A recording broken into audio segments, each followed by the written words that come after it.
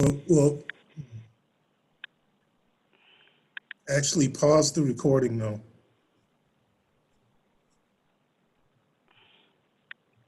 Well, another important piece, because I work for a lender actually, and so I was an underwriter throughout this process. This is a loan product that's designed to be forgiven, which is, I think, great because that's really reassuring for a lot of borrowers out there. That's not that you're going to get lucky, it's going to be forgiven. It's that if you follow the rules, you use the funds like you're supposed to, the loan will be forgiven. And one of the things I will give the SBA credit on is that it's actually in the lending institution's best interest if the loan is forgiven. So that helps them, it also helps you.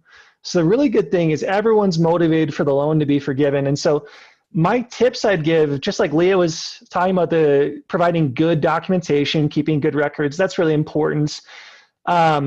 I would say it's important that you recognize that there are a few things that can reduce the amount of loan forgiveness you have. So one of them would be that you need to maintain your same levels of employment. So for example, if you have fewer employees when you're applying for forgiveness than you did at the time of your application, that can be an issue. So you need to keep track of any employees that either resign their roles or that you'd had to let go at the beginning of the pandemic that you've offered to rehire that have declined those offers. One thing that a lot of people haven't tracked as clearly is that if you have an employee that you offer to rehire them and they decline that offer, through the SBA, you're actually required to report to the state unemployment office that employee declined the offer to return to work.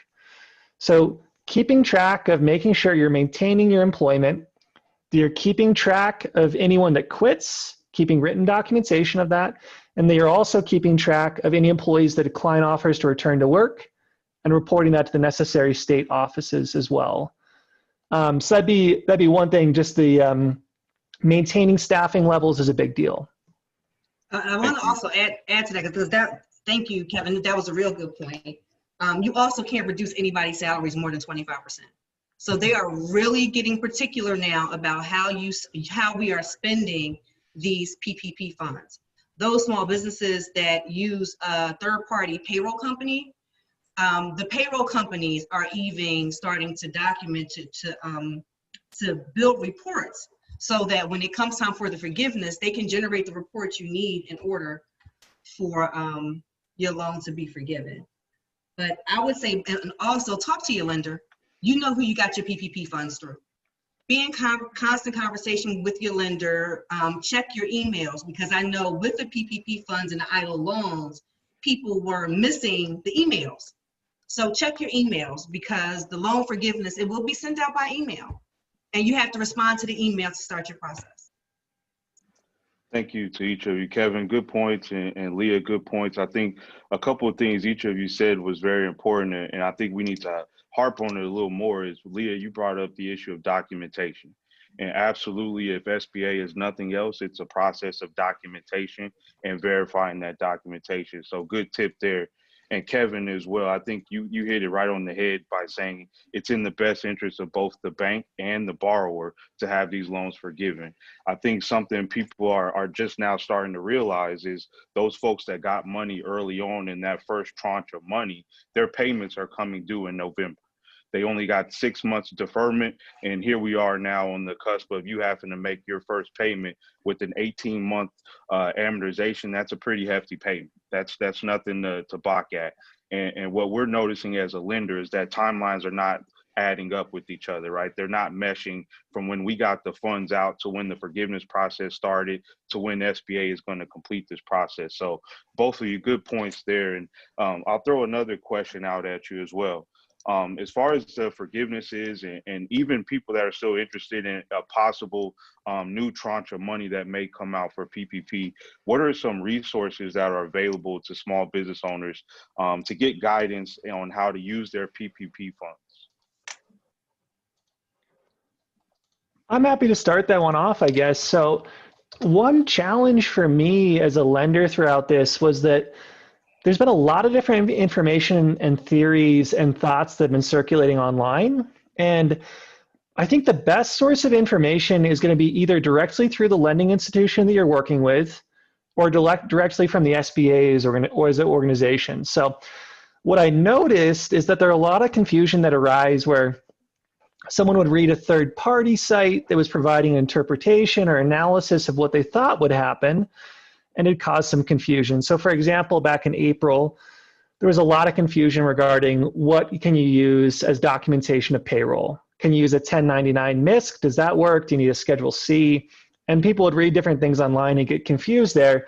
So the SBA has a good website, the Department of Treasury. It's just, you can Google it, but if you want to, it's the Treasury site there. And they've got an outline both for lenders and for borrowers. And so I just Google assistance for small businesses Treasury, and that should be able to pull it up for you.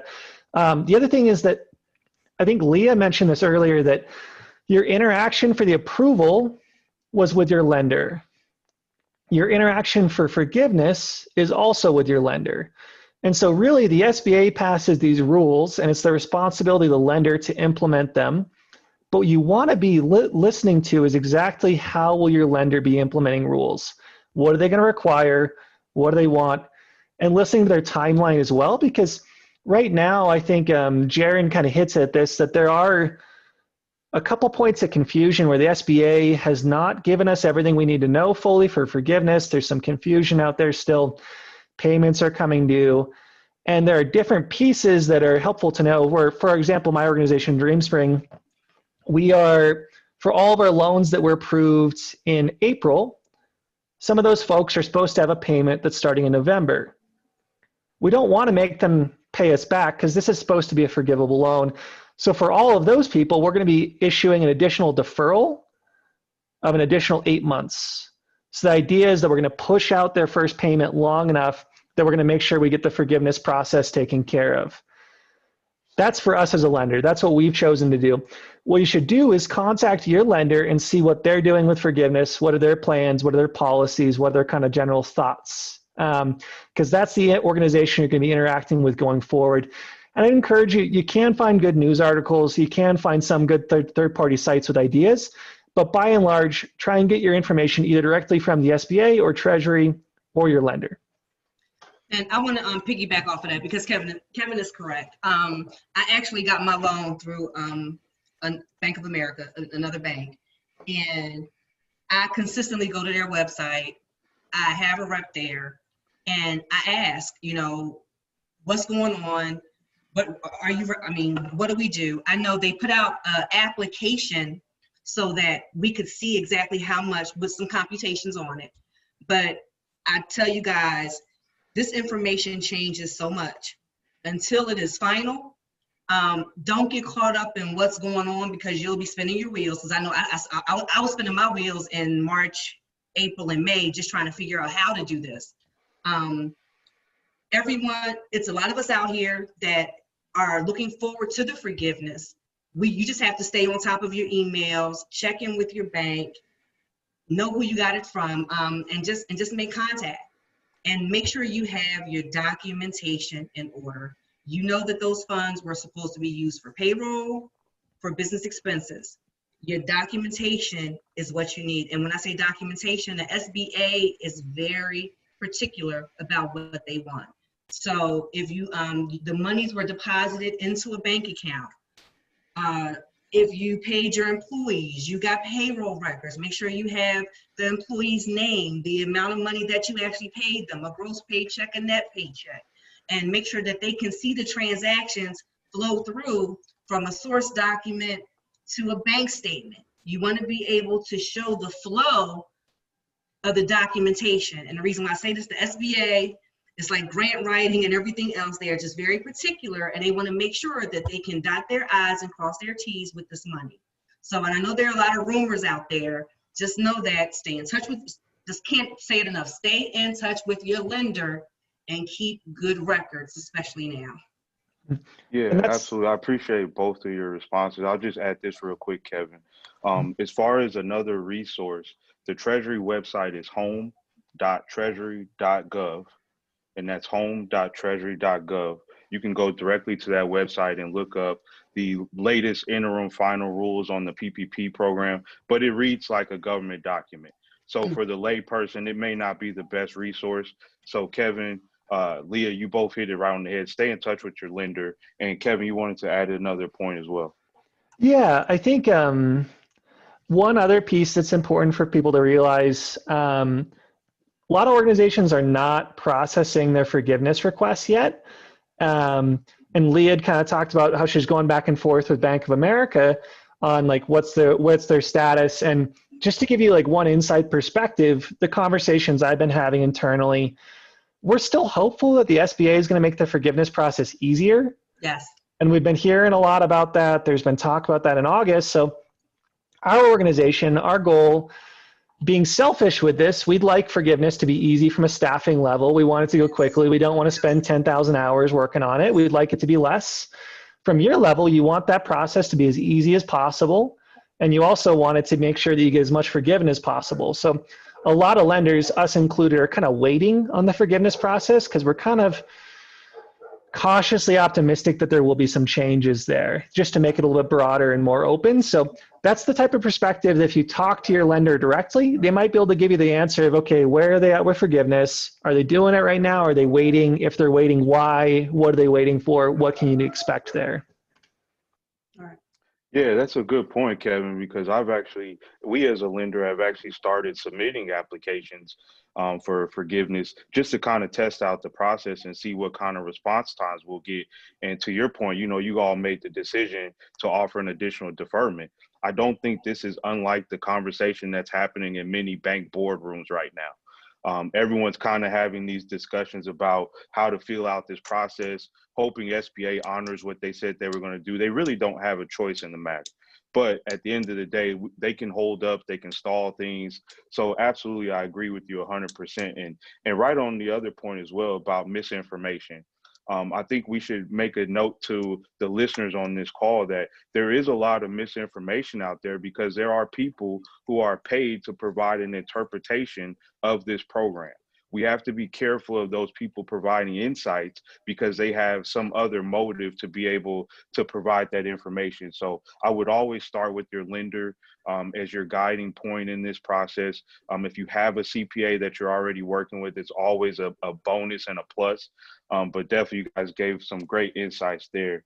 We had another question about documentation, but I'm more interested in hearing from each of you standpoint on, just as far as the forgiveness is going, what concerns are you hearing directly from your borrowers? I think we've talked from our perspectives as resource providers, but as far as the borrowers are concerned, what are you hearing from them? What are you seeing from them?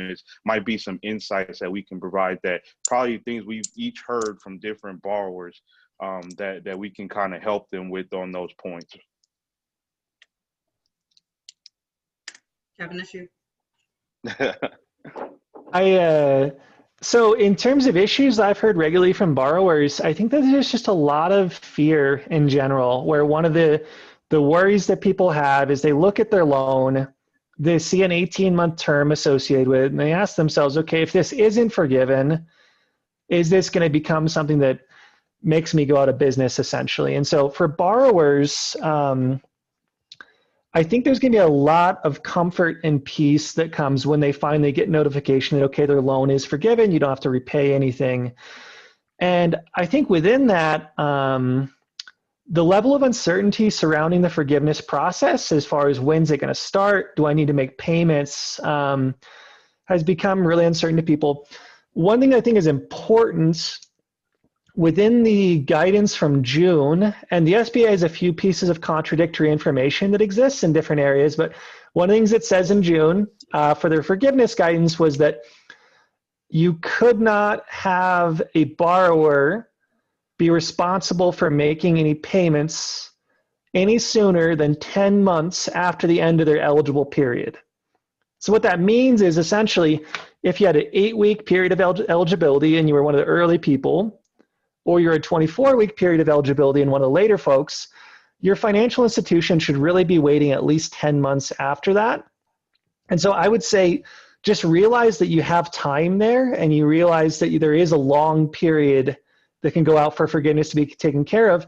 And I think Jaron hit this on the head really well of saying, look, okay, this is something where we are going to trust the SBA to take care of it. We are going to trust that they're not going to make the forgiveness process more difficult. So I'd say just try and take any bit of piece you can from that and recognize that this is in process. All right, so I want to say, looking at the SBA site, and I know it's a lot of questions because everybody didn't receive it as a corporation. Some people received it as sole proprietors, 1099 employees, different things like that. And I'm going to have to look at the site for those because most of mine were corporations to see how do they get their loans forgiven, because it was eligible expenses. And there's a bunch of different caveats when we're talking about all of these types of companies. You know, were you a sole prop and got it? Were you a hairdresser, you got it? How does that $10,000 grant come into play? You know, because those were PPP funds. What I can say is stick with your lender, talk to your lender, because that's who you got the loan from, and make sure that you are up to date on the guidance.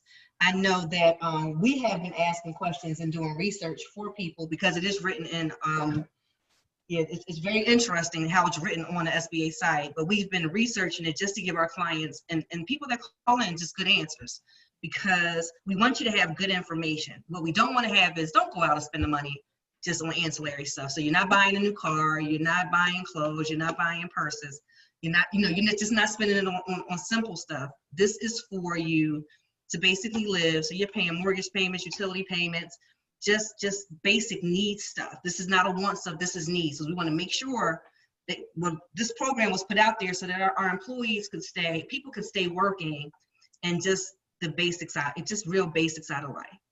Just real basic right now, especially with these funds. And that's you remind me of one important piece there as well. And this is actually the area that I think I've heard the most confusion. So going back to Jaren's original question about where there's been confusion, there are kind of two separate tracks for the forgiveness process. Like Leah was talking about there, that the documentation that you were approved with in some ways determines the documentation you need to provide at the time of forgiveness. So there are a lot of folks who are a sole proprietor, a single member LLC, they earn 1099 income, anything like that. They were approved based on their 2019 Schedule C tax return. What's helpful for them and what's really nice is that forgiveness is actually easier, in that really what you need if you were approved by a Schedule C return, what you need for your documentation of payroll is your Schedule C return. That's all you need. You don't need to have any payroll records. You don't need to have any other expenses, actually, because the way the math works out, pretty much every Schedule C borrower should be eligible for full forgiveness without additional documentation. On the other side of things, if you're a corporation, for example, or you're an LLC that has employees and you're approved with payroll processor records, so for example, if you work with ADP or you have your own payroll records, or you were approved with 941s, 944s, 940s, anything like that, then what you need to provide at the time of forgiveness is going to be payroll records for the eligible expense period. So in some ways, looking at how you were approved determines what you need to provide for forgiveness, which I think has been confusing to a lot of people, because I get a lot of calls from someone that says, I'm a single member LLC, I don't have any employees, what do I need to show payroll? When really it is just that 2019 tax return is what we'll be using. Well, another question that I keep on getting, and I am still confused about this, is the EIDL advance, that $10,000 advance and the PPP funds. Because on one instance, you're hearing that the advance reduces the amount of your forgiveness.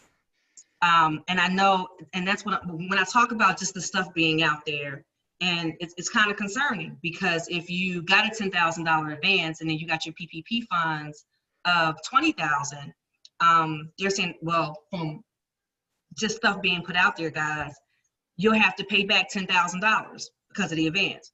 And it's like when this program started, please stay in contact with your lender. Just know that it's a lot of jargon, a lot of stuff being thrown out there now. And we won't know until the first loans are forgiven how this process is actually going to work. Everyone right now is speculating until we get the direct guidance on what's going to be forgiven. And I can't say it enough. Make sure you document how you spend this money. Just document it. because you do not know. I mean, because when they're asking you for the documentation, you want to be able to provide it so you can show how you spent this money. Because in all things being equal, I would love them to say everybody under 150 is forgiven. That way it all goes, it all goes away and everybody's happy. But if that's not the case, you want to keep your documentation so that when the lender's asking you, you're not searching for it, it's right there, you have it. And like Jaren said, if you have an accountant, CPA, accountant, bookkeeper, we are on top of this and making sure that our clients have the documentation that they need, because we know how they apply to go ahead and apply for the forgiveness. And that, to chime in on the EIDL advance, that was an area for us that was very confusing as well. And I think I held on to a lot of optimism there that we'd see guidance that was more beneficial to business owners. The SBA did release some guidance in August that unfortunately does make it clear that any amount that you received as an EIDL advance will be reduced from your PPP forgiveness. What we'd been hoping, and what I'd really hoped throughout May and June, was that, for example, in what Leah said of a business that got $20,000 for PPP, $10,000 for EIDL, maybe if they came and at the time of forgiveness, maybe they showed $30,000 of expenses, for example. Would that be enough to get their loan balance to zero? Because you can think about it, they've got $30,000 expenses, $10,000 from EIDL, $20,000 from PPP. Does that get us to zero? What the SBA made clear when they finally released some of how they're actually doing the math on this, it's an order of operations thing if you remember middle school math, but they have made it clear that if you have a $20,000 loan, you show $30,000 of expenses, no matter what, that $10,000 EIDL advance does become a loan balance. There's no way to get it fully forgiven. The problem there is that the SBA did not make that clear early on. They did not. And so the problem there is that they had the language, and I think for me, unfortunately, and for a lot of folks, we were trying to selectively not hear it the way it's written, in that it's an advance. Why is it called an advance and not a grant? And what the SBA is now saying is that is advanced forgiveness, with the idea that of your forgivable dollars, they're just giving you some of it early. What it's done, though, is it's unfortunately made the EIDL loan or the EIDL advance kind of just not beneficial for most borrowers. It's why did I bother with this? Why did I get this $10,000 that now just becomes a loan balance here? And so unfortunately, that is one thing where the SBA has made that clear. I would love to see that changed. I've not seen that proposed in Congress yet. I would love to see borrowers not need to repay that. But the way it's currently written, if you received an EIDL advance, even if you show a lot of expenses, that will still end up being a loan balance. Yeah, and I guess that's the hard part, because that EIDL advance was supposed to be a grant. And I do remember that language, that the EIDL advance was supposed to was a grant. And the language has changed. But I think that's when we start having conversations with our politicians, because if you spent the money the way that you were supposed to, and you can document it, because then that's to say that all the people that got the $10,000 and didn't get PPP or EIDL, do they have to pay that $10,000 back, or is it just they just don't pay back anything? So it's a whole bunch of ifs, ands, and buts. I just wish that we can make the language clear, because the language needs to be clear so everyone can move forward, and not with the this, that, these, those, this, how, maybe, can. But I can say when we start completing the loans for the forgiveness, we'll have a lot better guidance. The same way we did when the PPPs and EIDL started getting funded. We had better guidance on what to do, because at first it was very confusing. And let me wrap up the conversation on the EIDL real quick. The way SBA has interpreted is the EIDL advance is a grant if you were not approved for an EIDL loan. If you were approved for an EIDL loan, they gave you an advance on that loan amount.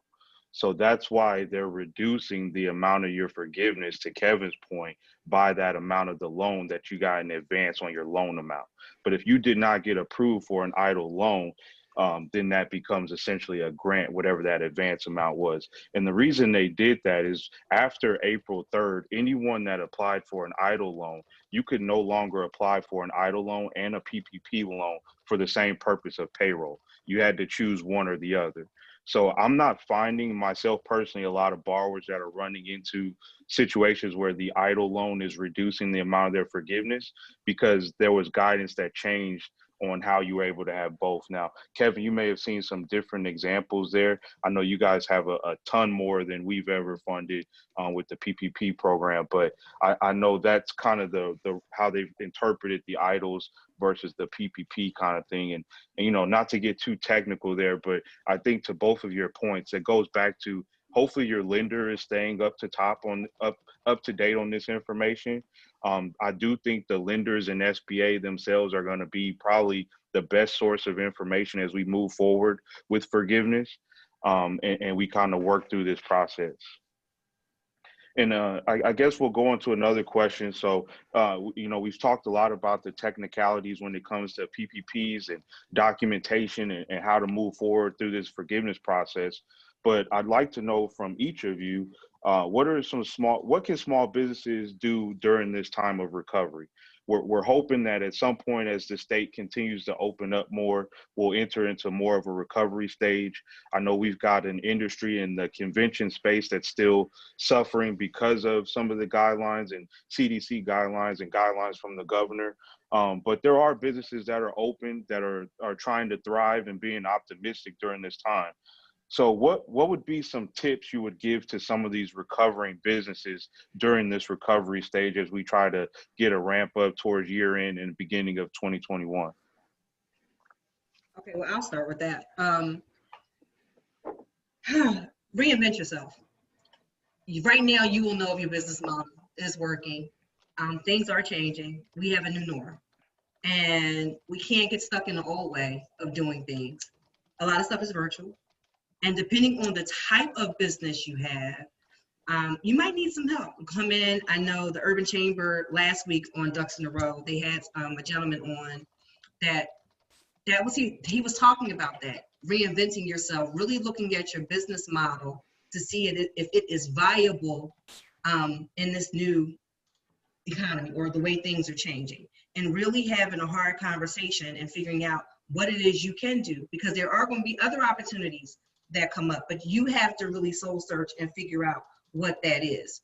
I know for me, I learned the difference between essential and non-essential. And I know that when I start another business, I'm looking at the essential stuff to see exactly what I want to do, because I want to make sure that the business that I'm in is somewhat recession proof, and that we can, something that where our expenses can be curbed or tailored so that we can withstand whatever is going on in our economy. A great point. Yeah. I think the one piece I'd chime in there, one of the things I hear from a lot of people, like one of the big points of interest we have as an organization, people say, okay, I need help with marketing. And a lot of people are asking about marketing right now. And what's been interesting for me is I think there are definitely a lot of businesses that need marketing, but the way I've thought about this is that in some ways, maybe you're seeing, okay, my business isn't getting as many people walking through the door, as many hits online, as many sales in general, so I need marketing. But what Leah is saying is that you need to reinvent yourself as well. And so it's this question of, okay, like, do you need a louder megaphone, for example, to get more people's attention, to draw more people's attention to your business?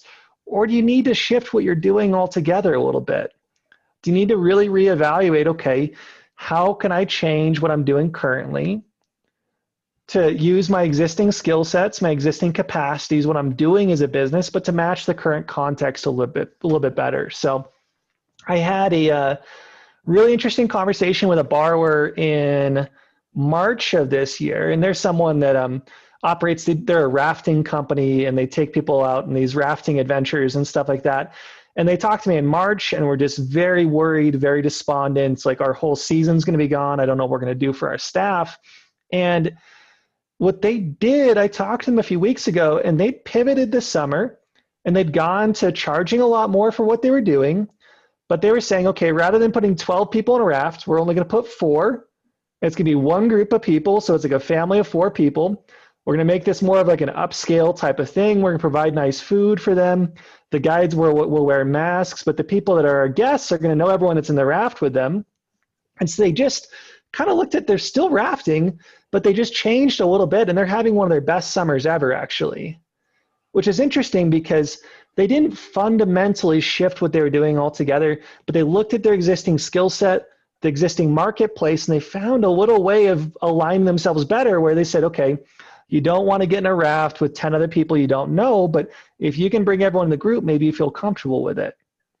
And so for a lot of the businesses that are out there, it comes down to, okay, what are you currently doing? Can you shift that? How much of a pivot do you need to do?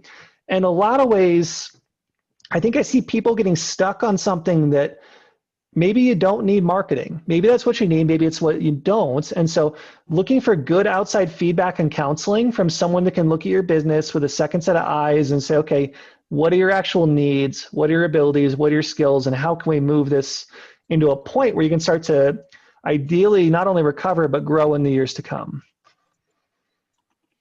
No, that's a great example, Kevin. And I think those who are able to adapt during this time, and it may not be a full reinvention, but more of an adaptation of what's going on in the changing times. To Leah's point, like you said, I think we have to be comfortable with change, though. This is definitely a time of change and a time of, we've dealt with it since PPP came out, right? And you made a good point there talking about the 10,000 hours. And I recall myself being up at 2, 3 in the morning trying to get people into the first tranche of money. So this is definitely a time of adaptation and change for everyone. So great example there. And I do have another question here to ask, but definitely didn't want to be remiss without making sure we took some questions from some folks on the call. Either, I'm not sure if it's Rashonda or Ken, do we have some questions that maybe we can field for the panelists?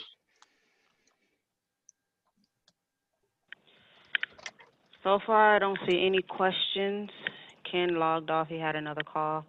So Okay. far, there are no questions so far. All right, thank you though. I guess we'll go into the last question because our main focus is going to be definitely on our members of the chamber. We want to make sure that they're healthy, they're strong, they're able to move past this time and be able to continue to recover. Their recovery is our recovery and our ability to continue to do things like this and put on these calls and webinars. So I would ask each of you, what are some poignant pieces of advice or business tips that you may have for some of our urban chamber members in particular, and maybe some of the business owners that are on the call? Go first, Kevin. It's going to tag you for that one. This is a difficult question. Okay, so tag me for that. All right, so business owners, if you didn't learn, well, what I've learned during this time is when it got hard, applications are asking you, what percentage loss did you have? How was your business affected? And you have to be able to financially analyze your business to understand how you were impacted by COVID-19. My best advice is, if you don't, and I learned this a long time ago from being from a family of entrepreneurs, always have an accountant and an attorney on speed dial, because you need to be able to interpret the numbers of your business. And what does that mean? You're in business, you have income, sales that you're making, you have expenses, and some expenses are cost of the goods you're selling. You should be able to talk about your financial statements to understand what a lender or what someone is looking for, so that you can tell with the decisions that you're making in your business, does it make sense?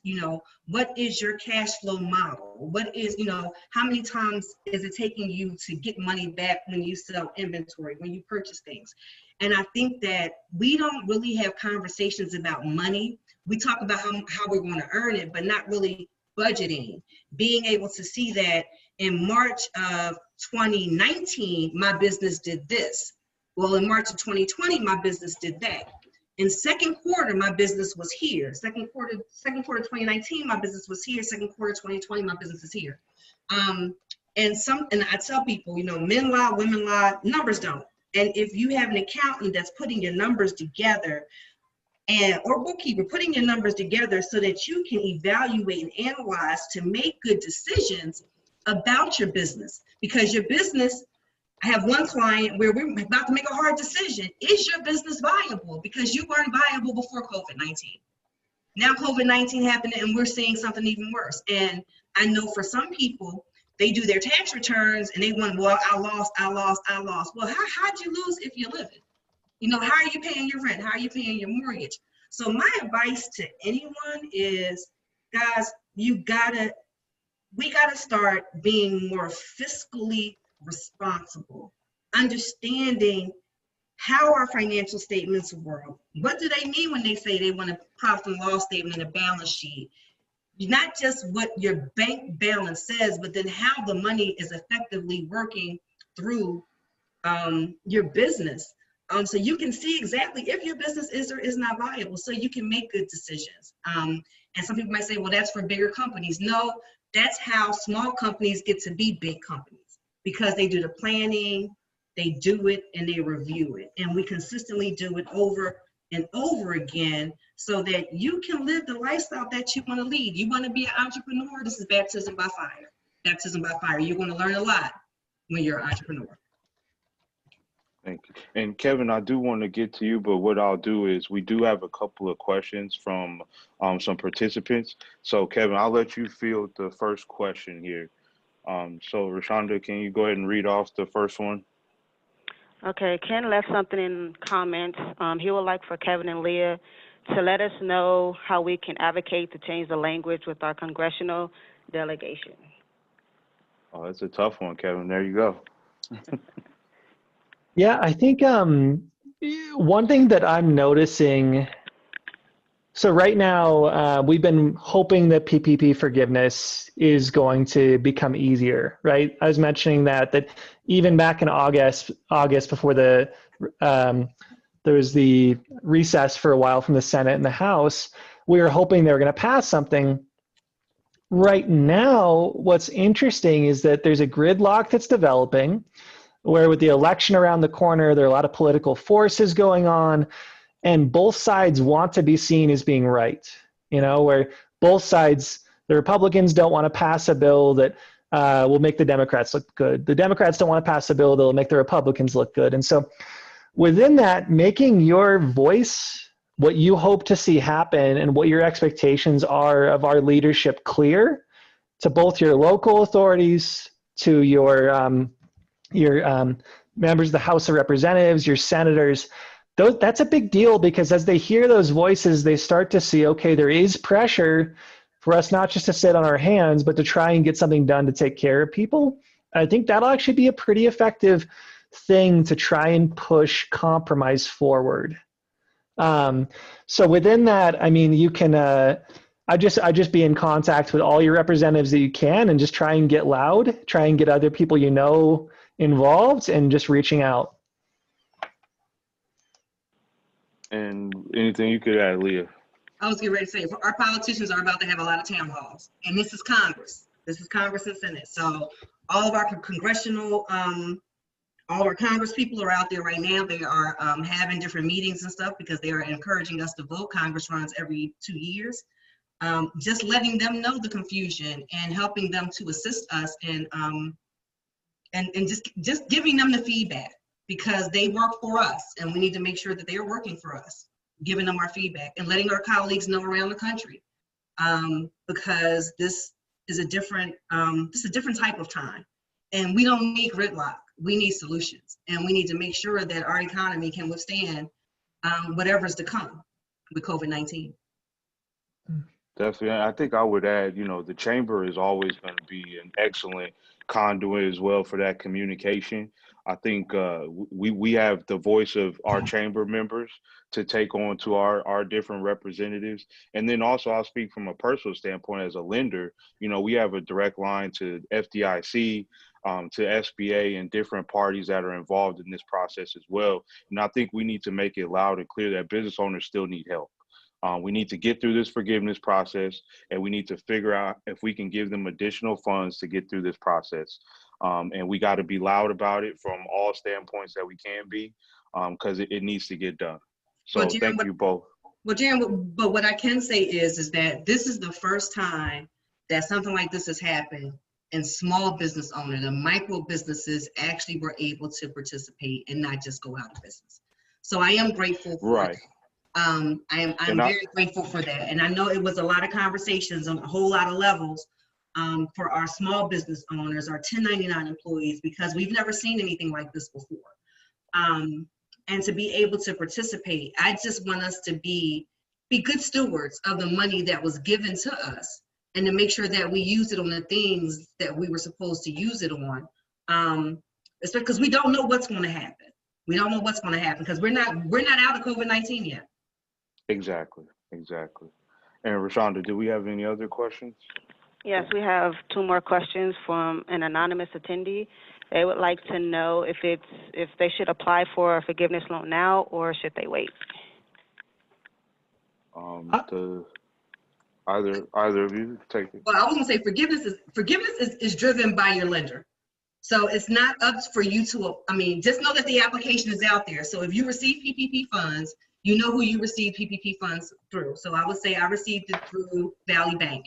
So I would be in touch with Valley Bank and ask Valley Bank, where are they with the forgiveness applications? You know who the lender is, get in contact with your lender, ask them where they are in the process, and they will respond to you, because we can't decide with this when we want the loan to be forgiven. We have to send the application back to the lender, and then the lender does the paperwork. So I would suggest just staying in contact with your lender, because when this thing comes out, it's going to come out fast, because the first payments are due in 6 weeks. And I think different factors I would see being at play. The exact setup that your lender is doing could influence it, where let's say if you're a borrower and your lender is actively accepting loan forgiveness applications, you could do it now, and there's no reason not to. You could also wait and see if the process becomes easier. Different variables I would use to decide there is, like Leah's saying, do you have a payment that's coming up? Are they going to ask you to make a payment in November? It gets complicated with all the different moving pieces there. But if you're on a long enough deferral where, let's say, your first payment isn't till August of 2021, that's when a lot of ours are actually. If that's when your first payment is, I don't see a big reason not to do it, not to wait to see if Congress passes anything that's easier.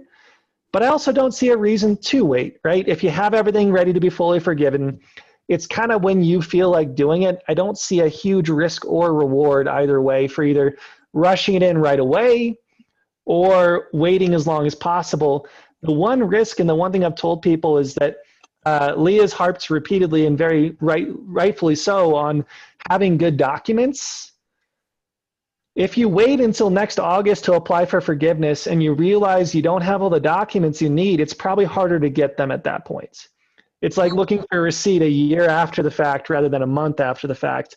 Maybe in some ways, making sure that everything is in order now is kind of good as well. So, I know that's not an answer, but that's just kind of the tensions I see in my head, at least. Well, go ahead. I'm sorry. I was just going to add real quick, before you do apply for forgiveness, you have to make sure that all the funds have been spent, or that all the PPP funds have been allocated to eligible expenses before you apply. That would be the only caveat. But Jared, from what I know, my bank is not taking the forgiveness applications now. They're not accepting them yet. And you're right. It's up to the lender. And like I said, I spoke to it earlier. Our bank is accepting them.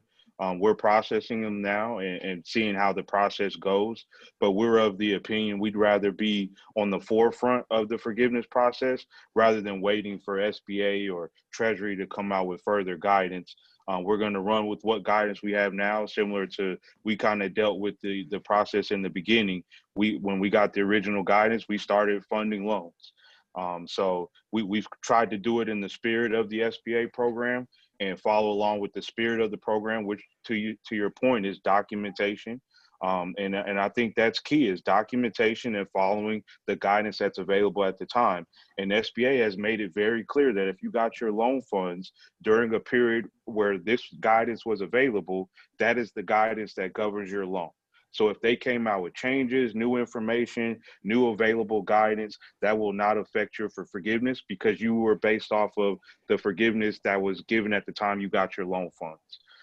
So definitely our opinion is that if you spent the money, let's go ahead and get you in the queue to get it forgiven at this point. And again, and I would, wherever you got your loan funds through, get in contact with that lender to find out what that lender is doing. So if it was Lindia, Right. if it was Dream Springs, Valley Bank, Bank of America, Wells Fargo, Chase, whoever did your PPP loan, make sure you are in contact with them and you understand what their process is, because it's not a one size fit all. This is not a one size fit all. And you need to know when they are accepting applications. The documentation is pretty much the same because they need a documentation. And make sure that you're just in contact with them. Right now, you got to be in contact with them because they're the ones that actually work with you on the forgiveness, the lender. And I think we have time for maybe one more question. Okay, this is from another anonymous attendee. They said Ms. Crawford mentioned about 65% of your loan should have been used for salary to be forgivable. What if you use 90% of your PPE loans on salary and only 10% on rent? Will this be a problem? It's more than 65%. It's more than it's more than 65%. So what they're saying is the minimum, and again, it depends on how you got this loan. If you got the loan, as Kevin said, based off of payroll documents, they're expecting for the PPP funds, payroll protection program, hence in the name, to be spent on payroll. So if you spent it on 90% of payroll, it's pretty, I mean, most of it will be forgiven. But like I said, there are other factors that come into play. Like, did you get the EIDL advance? Well, how much was your loan? Did you get the EIDL advance? Are we going to subtract that from it? How long was your period? Was it an 8-week period? Was it a 24-week period? And on and on and on and on and on. Can't stress it enough. 90% was spent on payroll. Make sure you can document it. Make sure that when you show those documents for your employees that you have your head count.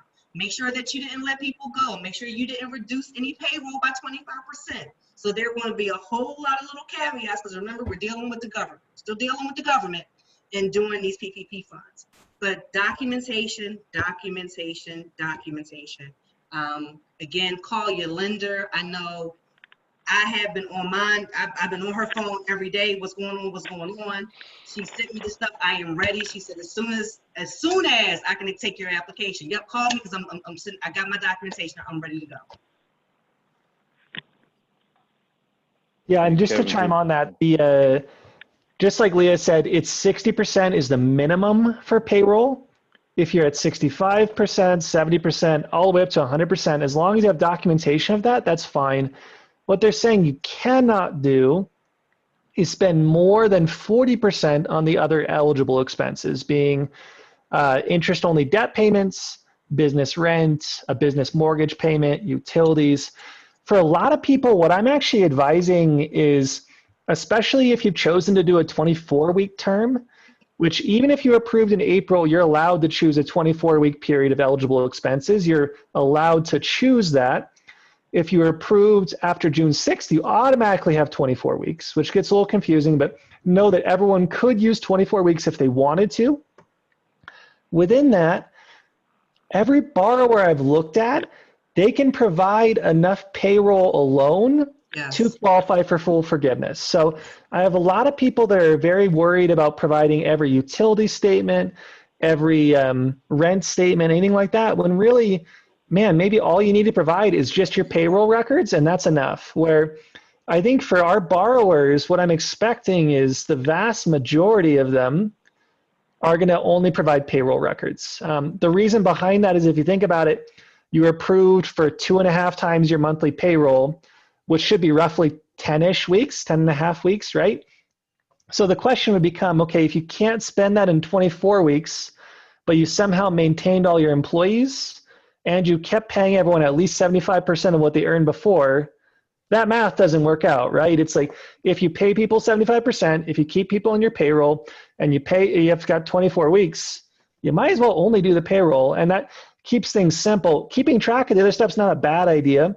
Like Leah was talking about, really being an expert at your business, at your financials, knowing your profit and loss, knowing where all your money's going is great. And maybe this is a good chance to practice that. But for a lot of people, you might only need to provide a payroll record, and that might be easy enough. And if you're a Schedule C borrower, your job is much easier. All you need to do is provide that tax return, and that should be it.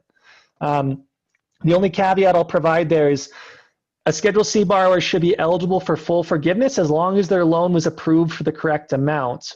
So if you want to check this, you take line 31 of your Schedule C, you divide it by 12, and you multiply by 2.5. If that equals your loan amount or more than your loan amount, you should be eligible for full forgiveness.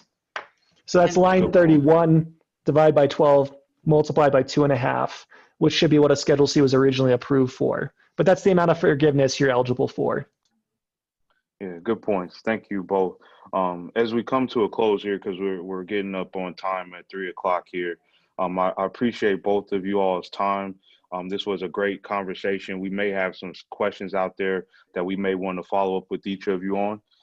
But as far as that goes, I believe we're going to be wrapping up here. Rashonda, will you be doing the closeout?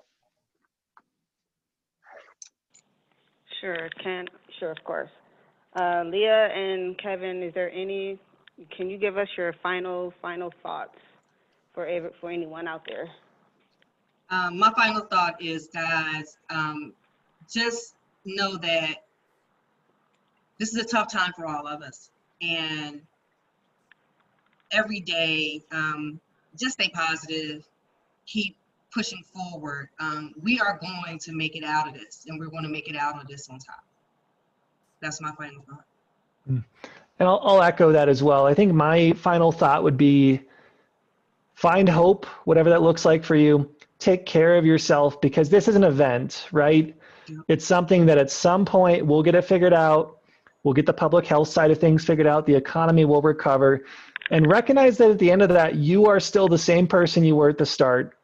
You've got the same skills, you've got the same abilities, you have the same talents, and you have the ability to overcome and move forward within that. So take hope in that, and just take a bit of joy you can each day.